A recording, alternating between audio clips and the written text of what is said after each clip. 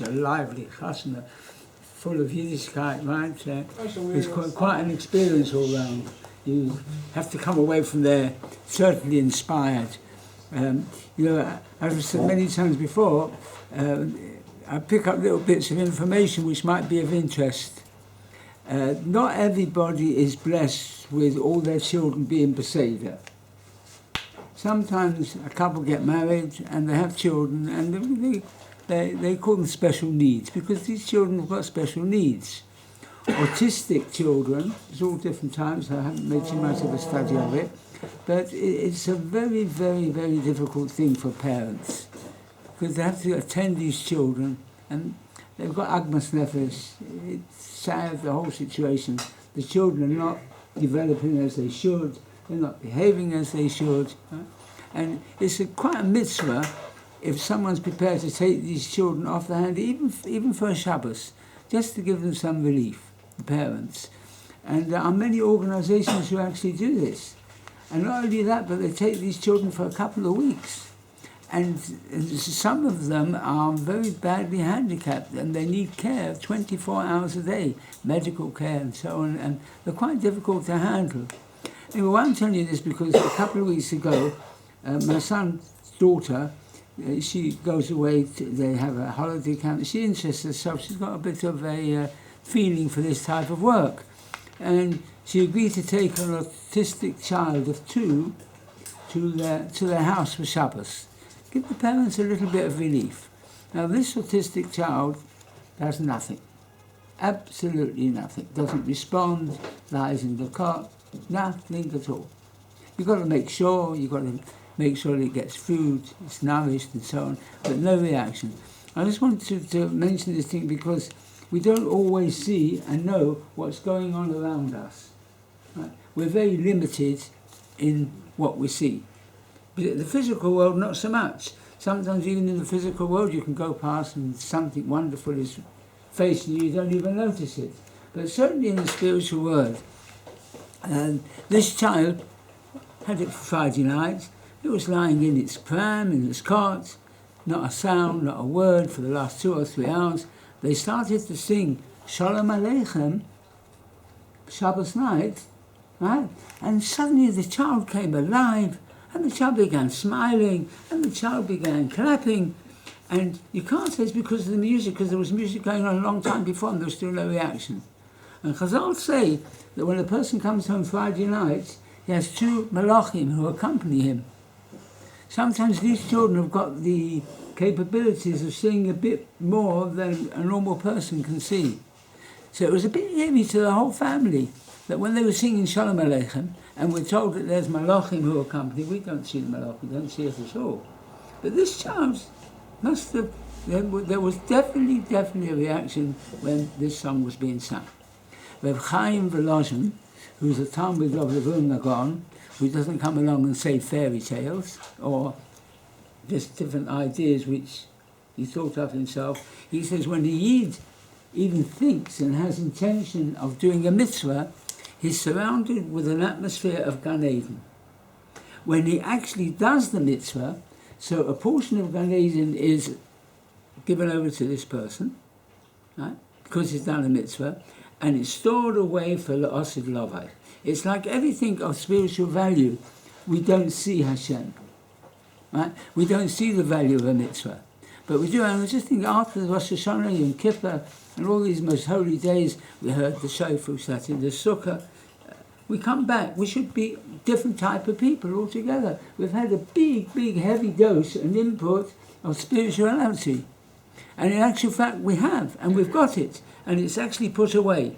We don't experience it at the time. Maybe at the time when you sit in sukkah, you do feel good, right? But after sukkah, the Zman begins and we're back to normal. It's not much different than we were even on Yom Kippur when we're busy with such a lot of input and such a lot of davening. But after Yom Kippur, things, can we really say a couple of days after Yom Kippur that we're changed? Don't think so. But all the mitzvahs that we do, the fasting and the lulav and the esrig, and all the slichas and shofar and all these things are not lost, says Reb Chaim Volozhin. They're put away, and that's a person's portion of Gan Eden. And the same as we don't see Hashem, right? But that is the challenge of a human being. Right? So, because I also was a bit concerned, you go through all that. So, after it all, where am I? Am I any better? Have I improved? Hopefully. But you don't really see it. You can't really, you can't say you're a changed person after it. But it's there and it's stored away and it's certainly not wasted. Now, this week's Sedra is Noach. There's a Sedra Bereshis, which is before. And the Sedra Bereshis, to do justice for the Sedra Bereshis, really needs 6 months. So we can't just, it's gone and finished. We'll have to talk about Bereshis. I've got a few questions which maybe somebody can help me to answer. One question is, one of the principles of Jewish faith is called Yesh Mi'ayin. Yesh Mi'ayin means Hashem made something and everything from nothing. The world, everything is all by the word of Hashem. We don't really understand what Hashem is in essence. But we can, by looking around the world and seeing all Hashem's creations, right? There was somebody who was a Tsimshian Pincus. He was very big in Kirov. He used to travel around, Shabbatons, was a good speaker, he was an attractive man, full of emunah, and he was kind of a lot of people to Yiddishkeit. Unfortunately, he went on one Shabbaton, and on the way home had a horrendous crash, and he and his wife and the 2-year-old daughter were all killed. But he says it's so obvious amongst his writings, amongst his droshes. He says it's so very obvious that there's a creator. If you've got eyes that see, he doesn't even want to talk about people who don't. And then he goes on to give his droshes. But everything which Hashem created was yesh ma'ayin. Means it comes from nothing. How does Hashem do it? That's Hashem's business. Except for Adam. When Hashem created the animals, Hashem didn't create them from earth or anything like that. Hashem created them from nothing. By the will of Hashem, these things came into being. When it came to man, Hashem formed man from earth. Why? Why couldn't Hashem just as quite plain and simply says, let there be man, and finish? That's how the creation. How it works technically, I haven't got a clue. Huh? But why was man created from earth? Good question, no? Anyone got any ideas? Number one. Number two is that man is the crown of the whole creation. Right? A person should say, says the Gemara, Bishvili Nivra Olam. The world was created for the human being. That was the purpose of the whole thing. Right? And you've got this wonderful creature, this way.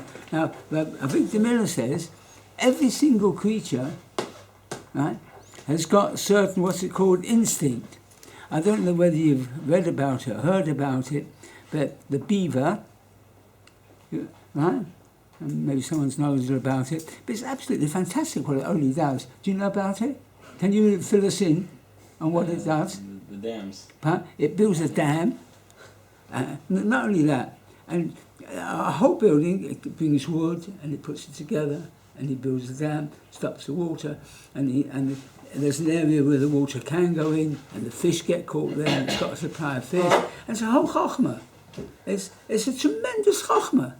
I mean, it didn't go to any lectures of building dams. Didn't read any books. How did you know how to do it? It's absolutely phenomenal. Take any creature and you'll find the same thing. I'll give anybody here a nice ball of yarn.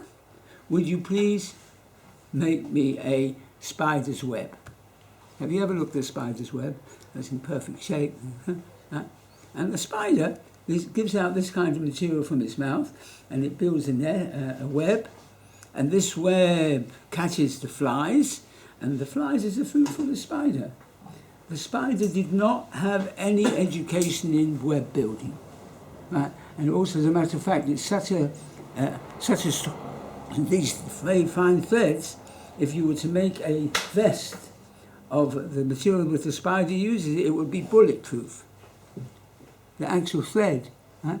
And the American military, when the soldiers go into battle, they have a bulletproof vest, but it's a very heavy thing. It's made of lead, whatever have you, in case they should protect it from being shot. If they could make a vest of spider's web, the same material, Right? It would be so strong it would protect them from bullets. Right? Most of you have travelled by air. Right? I travelled by air the first time when I was about 40 years old. Right? In the meantime, things have moved on. Right? And every airport has got an air traffic controller. Now, he doesn't become a controller overnight. It's a very responsible job.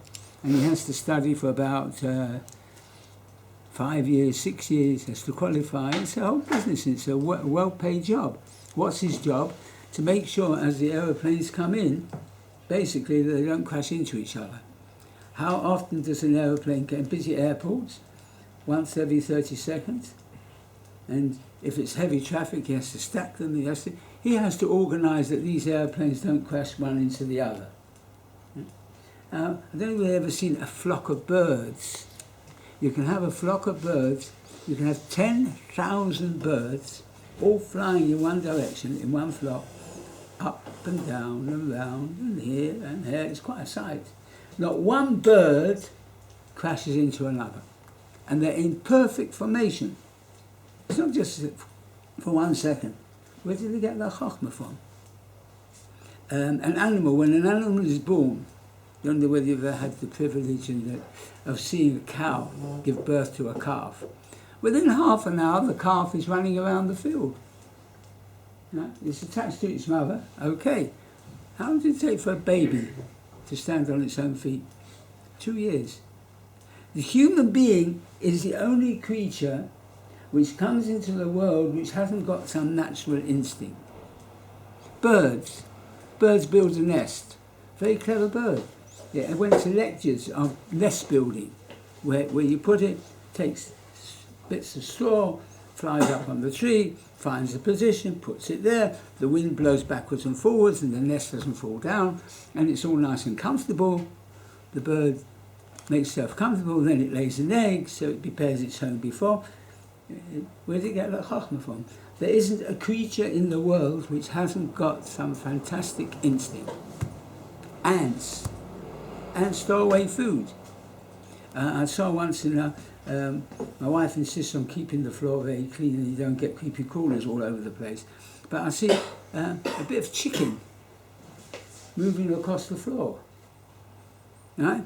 I mean, it wasn't a whole chicken. It was just a little piece, right? And on further investigations, I saw, you know what was happening? There were 10 or 20 ants, all manoeuvre themselves under this chicken, and they were all moving it along. I don't know where they were taking it exactly. Who taught them all these things? There isn't a creature in the world which hasn't got some wonderful instinct. The only creature which hasn't got any instinct at all is human beings. What's going on here? Human being is supposed to be the crown of the whole creation. And he hasn't even got the instincts of an animal in his book. Right? Number two, so that's a point which has to be sorted out. And another interesting point is, you're thinking of a name for this crown of the whole creation, human beings, that's us. So what name does the Torah come up with? Beautiful, romantic, colourful name, Adama, Earth. Earth. Couldn't think of a better name than Earth. Come on, what's Earth? Why is it called? Right. So, another question. Right? When Hashem created human beings, so it says in the Pasuk, Nasa Adam, we will make man. We will. So, all the Mepharshim say, what do you mean we? There's only one Hashem. And this will cause a person to be misled. So look, in the Chumash it says we. The Greeks believed in the god of fire and the god of this and the god of the other, right? It's all Greek philosophy and all that stuff, right?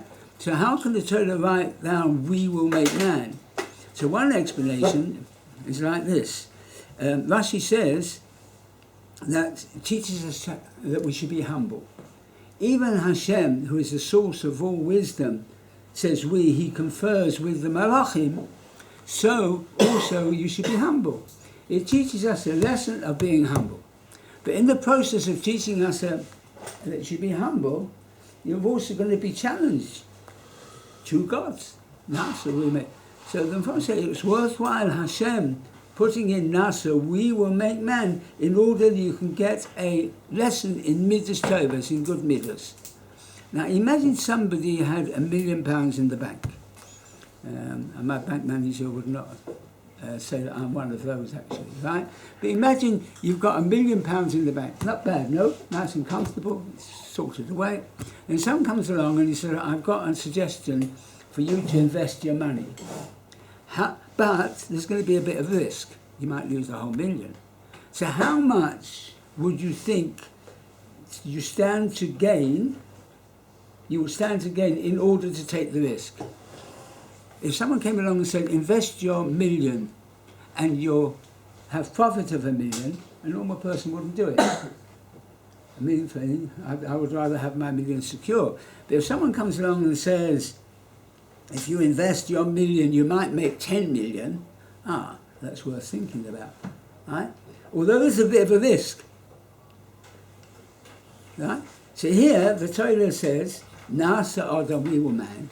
There's a risk of a person losing their basic emunah, believing there's two gods. So Hashem says it's worthwhile if they can learn a lesson of Midas Torah, to be humble. So we see how valuable it is that a person should conduct his life with humility. And the Torah is prepared to. That's one explanation of Nasa Adam. Another explanation is, and that ties up the whole thing really, Nasa means we will make man. We. Who are the we? Another one phone says, Hashem and the human being themselves.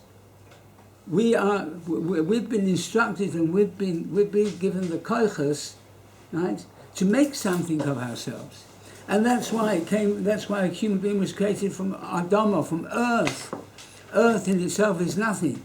But earth has got a potential of growth. When you put something into the earth, it grows. And that's the purpose of man, right from the very beginning, to make something of yourselves. Adama. That's why the Torah uses the word Adama, and that's why human beings have got this name Adama. We can't let the subject of Noach go without any lesson, right? Noach was cooped up in this teva for a whole year.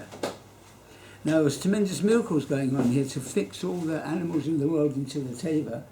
It was a miracle. Everybody understands that. You get all the animals of the world into a teva. Right? So there was a necessity of miracles. So why did Noach have to work his kishkas out? The whole year he was busy. Some animals had to be fed in the morning, some in the afternoon, some in the middle of the night. And the time Noach came out of the teva, right, he was 3/4 dead. Once he was late, we given the lion the food, so the lion slashed at his arm and he went out, he couldn't even walk. Why was it the same? There's miracles going on just the same. So HaKadosh Baruch Hu said, I'll tell you what, Noach, I'll make a little room for you in the teva. We'll have a TV there and a case of whiskey, and you can put your feet up and you can relax a little bit. No way. Noach was working day and night, him and his family, looking after the animals. Why was that necessary? So the answer to that is, it's bound up a little bit with the purpose of human beings as well. If you want, the world was destroyed because of a lack of chesed, a lack of kindness, a lack of consideration, thieving, right? If you want to establish a new world order, it doesn't happen by itself. You have to work hard at it. If you work hard at it, then you will. So therefore Noach was told that that's his job. And when in the teva, he was there for 1 whole year. I mean, to be cooped up for 1 whole year is not quite so simple. And that was why he had to do this work in order to impress upon me, you want this world to carry on, you want chesed to go further, then you've got to put an import of chesed. So I think what we can learn from this parasha is very simple, that as we started off in the beginning, that when we do a mitzvah, it's not lost, it's stored away. We don't see it because that's part of the challenge, the same as we don't see Hashem. But nothing is lost. Everything we do is gained, and we've got it in store for us. Also, man has got this potential, and he has to use it. And that's why, in the beginning, why hasn't a human being got any instinct of doing something? Because that's all from Hashem. Human beings created, it's all got to come from the person themselves. So you're starting off from nothing. You're starting off from earth, and all that is this is a very important lesson that we have to put our shoulders and we have to get on with it.